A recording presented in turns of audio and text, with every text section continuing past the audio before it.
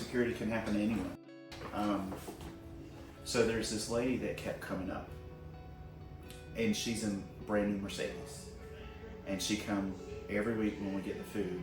She would come and get some food, and I thought, just like some of my volunteers that I have to remind up here, you know, I was like, this lady has money. She's coming up here just taking, you know, what the poor can have, and that's what I'm thinking to myself. Well, she keeps asking me about me. And then finally one day I talked to her, and I'm about 3 months clean at this time. She asked me about my story, so I give her my whole story. And she starts crying. She says, one day I hope that my son can turn his mess into a message like you have.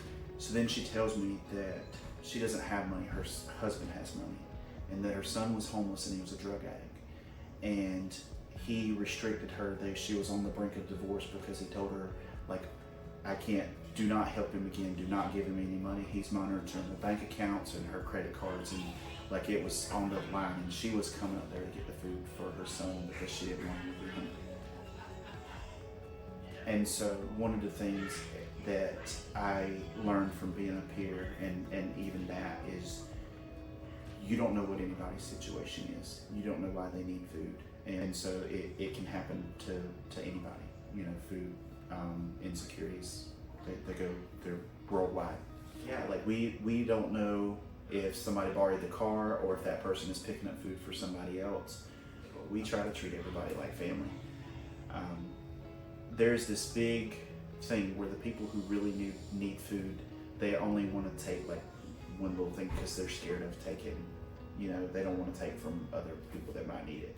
Well, if it's a perishable item, I'd rather you eat it than that. I've been, you know, in a lot of situations, and there was a time when I needed food. Sometimes I still need food. Sometimes you're at the end of the month and you got to make it stretch a little bit. You know, it's everybody needs food to live. So if you need food, come and get it. You know.